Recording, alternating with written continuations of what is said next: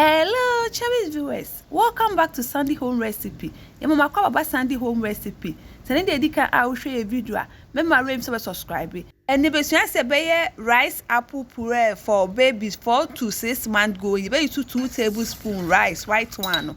We are not this way. We no wash it for 2 to 3 times. We wash here. We not in so for a good. We can so for 30 minutes. After 30 minutes, and the good saucepan. Now the apple then wait to channel. I the aka home. Now why then would this 1 cup aka 1 hour for 10 to 15 minutes. Please, if you are new to our channel, don't forget to subscribe, share, like, and also click the bell icon to get new video you post. Adum jana no one manesi wa adua no wa blend it.